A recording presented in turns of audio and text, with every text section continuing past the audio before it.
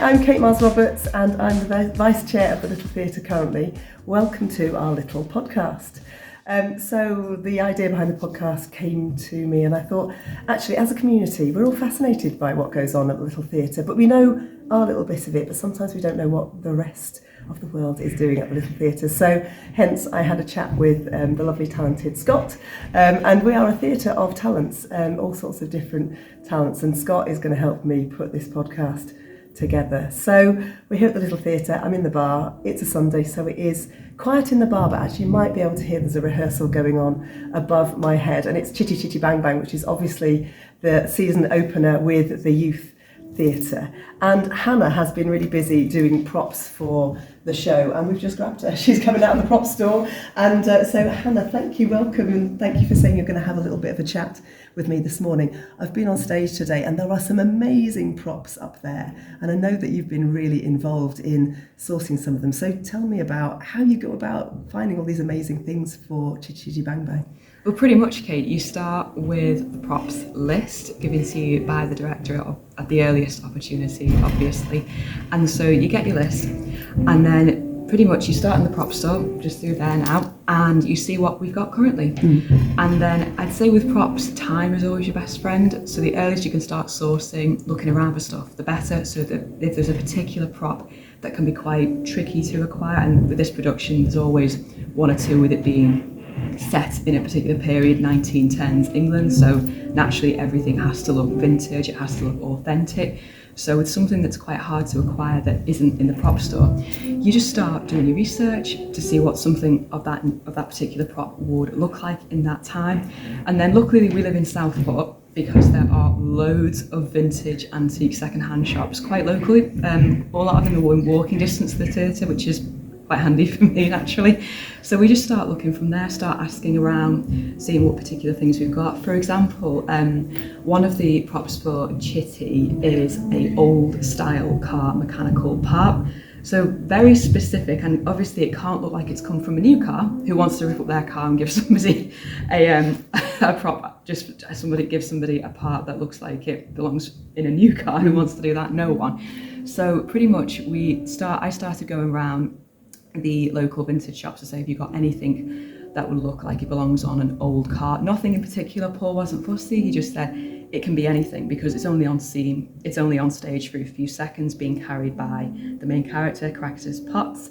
So it's just something that's brought on as he's doing up Chitty into the amazing, stunning car we see on stage.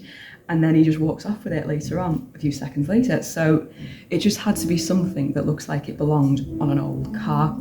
And luckily at one of the first shops I went in, the owner didn't have one in store to show me, but he had a friend who had a daughter, friend of a friend obviously, who runs a farm out towards Martinmere. So he was able to go and ask her, look, have you got something that looks like it could belong on either an old tractor or an old car? And she was able to help us out with that. Is there any chance you might just show us around the prop store? Yeah, no problem.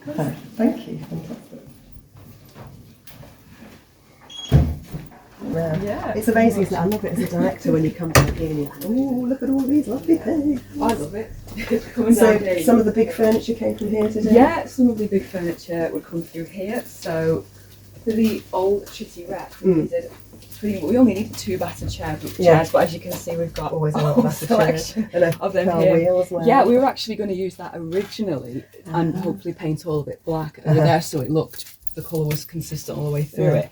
But it turns out with the Chitty that they're actually using, the nice Chitty that came with 2 spare wheels, so we just thought, just use them. Yeah, exactly. Why not? Yeah. So and this is under the auditorium, isn't it? Which pretty is much, not everybody's been down there. No, that's all. You always want to watch your head. I always find stuff on my head. So what have you found out about the 1910s? What was going on in England? Because it's a kind of, obviously it's set in England, isn't it? Yeah, I mean, I don't know a great deal historically about it, because I was more concerned with, okay, it's 1910, but the Potts family I more look at the time period, but then contextually wise, I only really look at the characters within it. For example, the Potts family, obviously the main characters in Chitty Chitty Bang Bang, they aren't a wealthy family. I try to look at I don't want to say class, but try to look at what does character do for a living? He's very much a freelance and inventor, isn't he, coming up with all these weird and wonderful ideas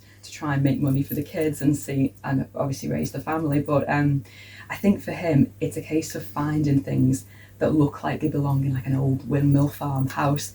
For example, a kitchen table, it couldn't look like it belongs to a king or queen, for example. It had to look as though, okay, it looks a little bit battered, a little bit scuffed. So luckily in this prop store you do have your choice of loads and loads of kitchen tables here of different sizes, but naturally because the cast are handling a lot of their own props, it helps have something that people can just whiz on and off stage. Nothing too heavy duty, really, like you wouldn't use mahogany.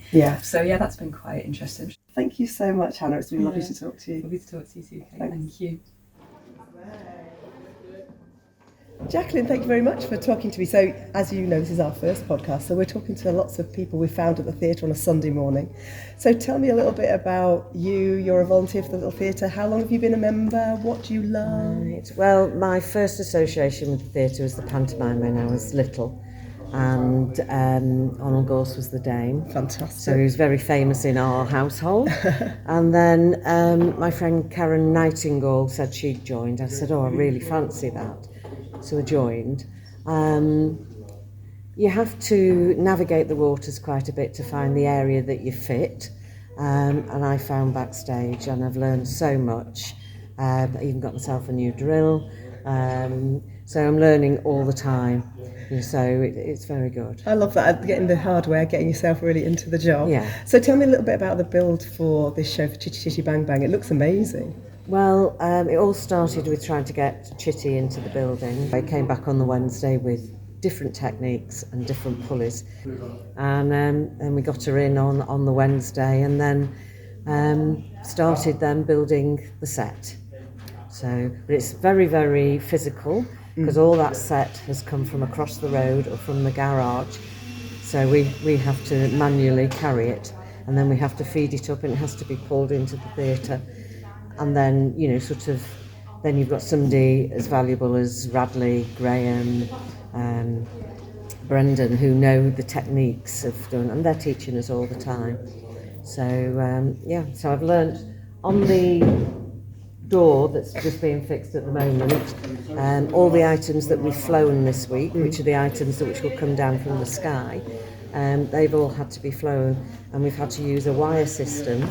And we've learned that one of the parts of the wire system is called a bottle, and it looks like a bottle but it's metal, and once you've got it attached you can adjust the torque on it and the get it level. So that's something new that we've all learned this week. Fantastic. So and you learn something new every day, don't you, in this Yes, theatre, I yes. think. And I think I just overheard you ordering bacon sandwiches as well. So tell me a little bit about that. Is that another incentive to come? Yes. So we do. That's our group thing. We have some bacon sandwiches on a morning, on a Sunday morning, and yes, that works.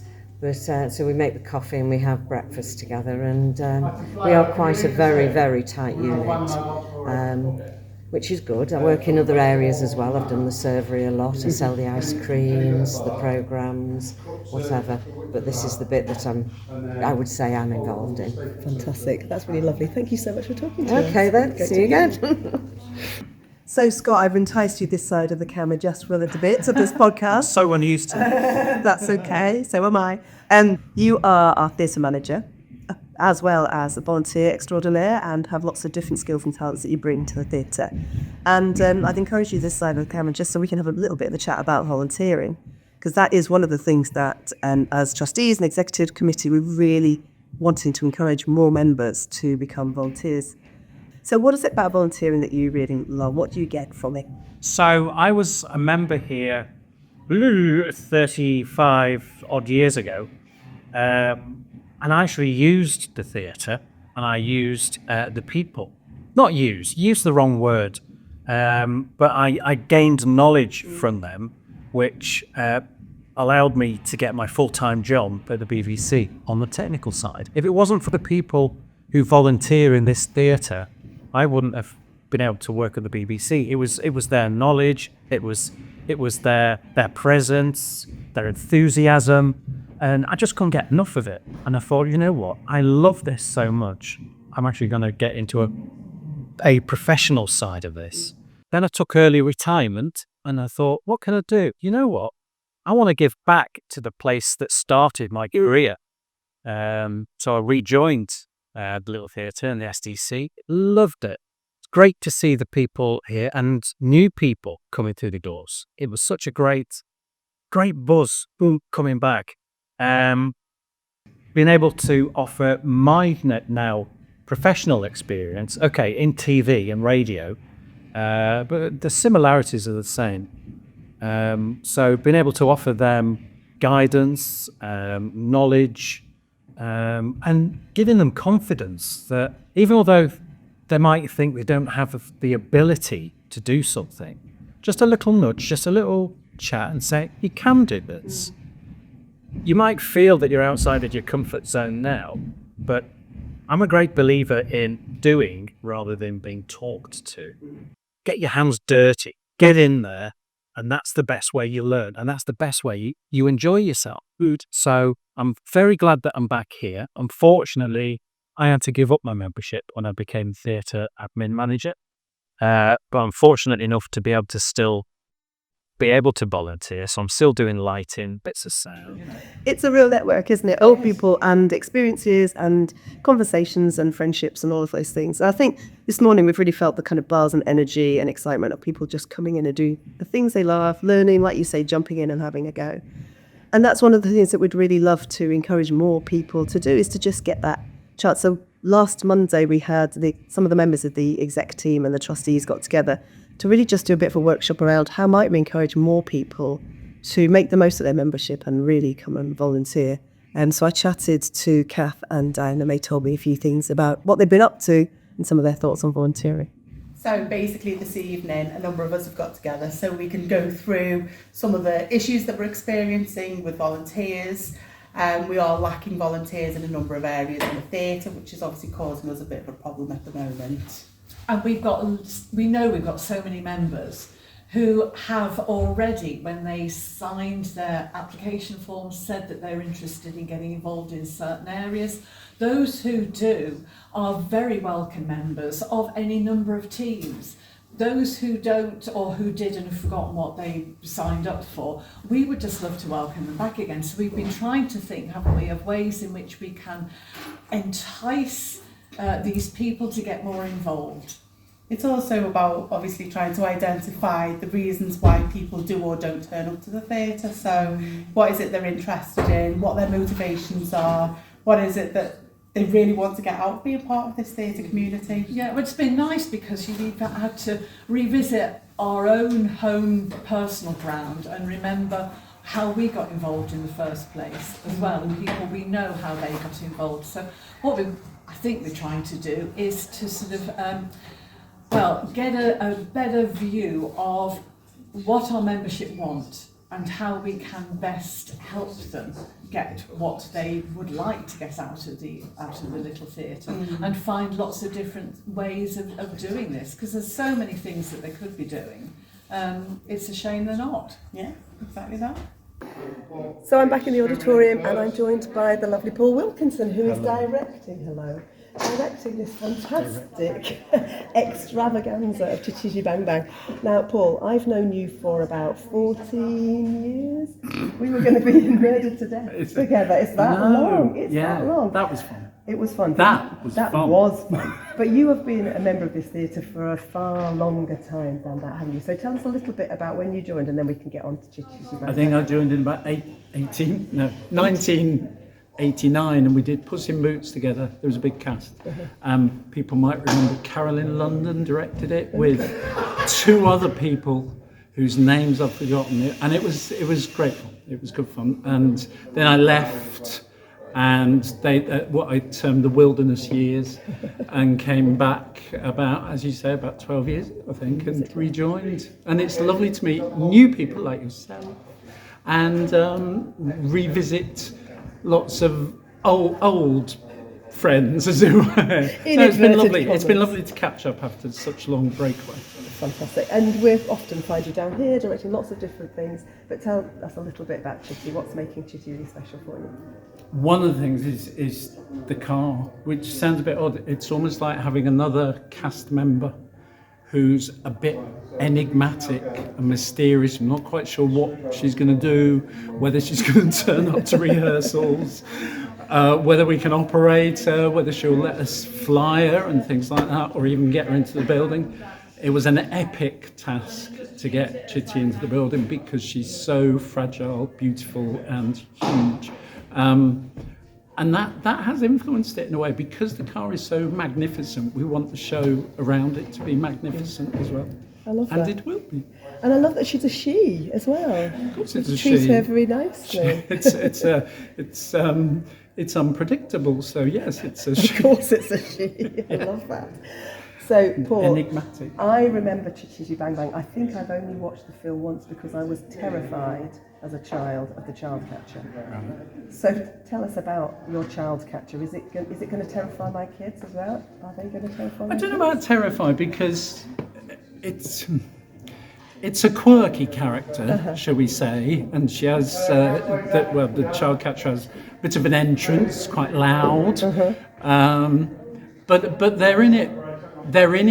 The child catcher isn't a main part of the show. So much of the show is fun and exciting and an adventure, and you'll have to come and watch. But maybe the child catcher gets their comeuppance at the end, so all's well and it's a happy ending. Fantastic, I love that, and I am definitely going to come and watch. But tell us the funniest thing that's happened in rehearsal so far, other than this, obviously.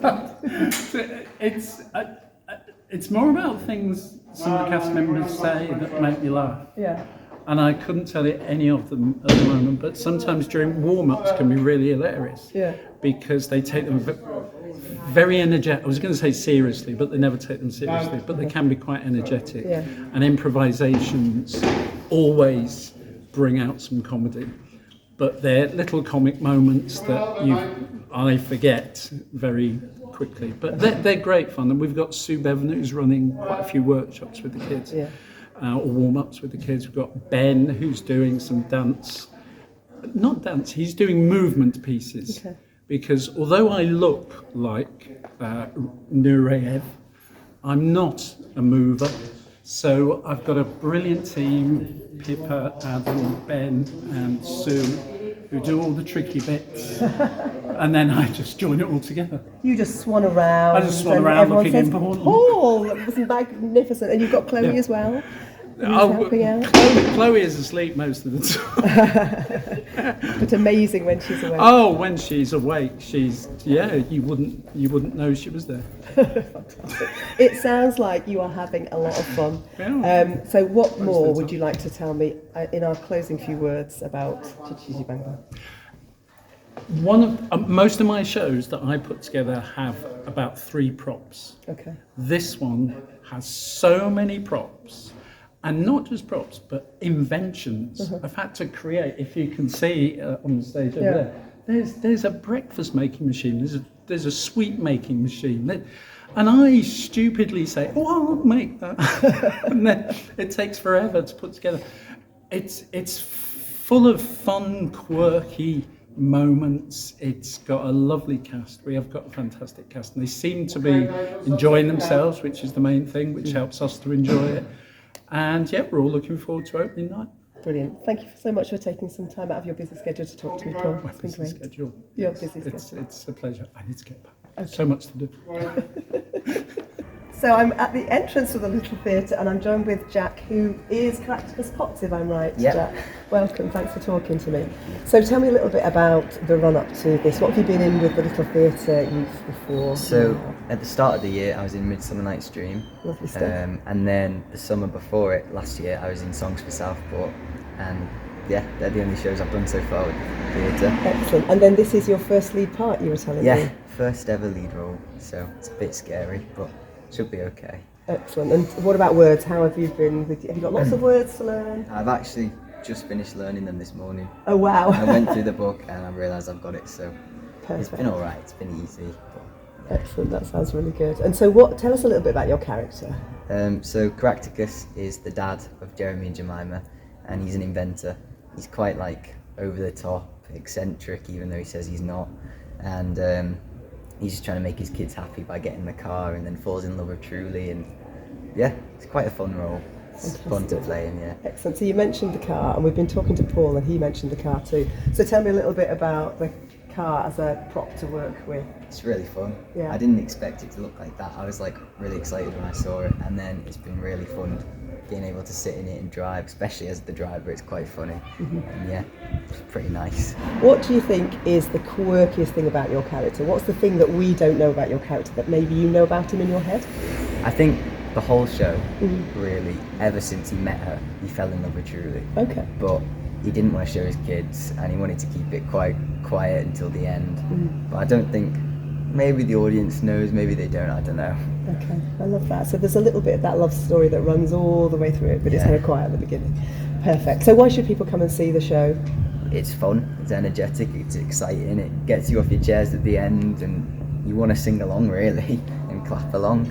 So it's good. Brilliant. Well, wishing you all the best with Thank it. you. I'm really looking forward to seeing it with my kids. So thanks for talking to us, Jacqueline. Thank you. So you're joining me back in the theatre, in the auditorium again, and I'm with the lovely Issy. Hi Issy, thanks for joining me. Well, my pleasure. Excellent. So I've persuaded you and cajoled you into speaking to me, Issy. Tell me how long you've been a member of the Little Theatre. I've been a member of the Little Theatre since I was 14, so that's 1.5 years now. Perfect. And where do you normally hang out when you're down here? On stage, building all the sets, so it's good community with everyone here.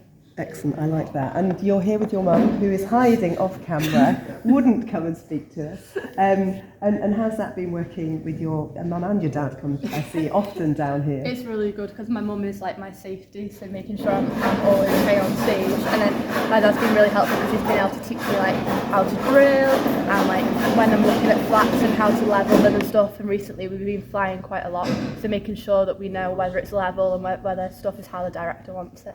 I love that. And does that mean that on your Christmas list there's loads of like drills and planes and screwdrivers and things like that, or have you not quite got the bug that much yet? I am lucky enough because as soon as I joined, my dad was like, so you can have my old stuff, so then he can get new stuff, so I've got all of his old stuff. There's always a reason, isn't there, for dads to get new gear. I love that. What a great excuse. So this is a fantastic set, isn't it? Yeah. What's been the funnest bit so far for you, do you think? Probably the car. The Chitty car is absolutely amazing, and it was such good teamwork when we managed to actually get it in through the back door. And then when it got in, I was like, can I sit in it? And they let me sit in it, so that was good fun. I love that. I've got loads of pictures of you on Instagram going, look at me! Look at How fantastic. So what else is in store for you today while you're helping out? Today we're doing like the final touching, so as well as masking to make sure that audience doesn't see backstage into the wings, we're also fixing a few requests that Paul sent us. So what they're doing currently is we're chopping down part of a sign that's being flown to make sure it's pretty for the audience. Brilliant. Well, it looks fantastic, and I'm sure everyone really appreciates your help. So thank you for joining me. It's been really lovely to chat. It's nice to speak to you. Thank you. Thank you. So thank you so much for joining us for our first little podcast. I hope that you've enjoyed it. All feedback welcome, suggestions, ideas, anything else that you'd like to see in our next one, we'd really love to hear from you. Hannah is still here. She's just been given by Scott some fantastic headphones for the King's Speech, which is something that you're now starting to look for the props for. But Hannah, I feel like you've got a plea to everybody in the audience for something else as well. Yes, I certainly have. So if anyone has got a relative who owns a 1930s style gramophone, and I mean a full gramophone with the horn, we are looking to use it in one or two scenes of the King's Speech. So if you happen to know someone who's got one of those, could you just let me know? It would really help, thank you. Thank you, Hannah. So let's hope somebody can help with that. So brilliant, thank you so much for joining us, and we'll leave you with a montage of clips and pictures from Chitty Chitty Bang Bang, and I really hope that you can support the youth and come and join us.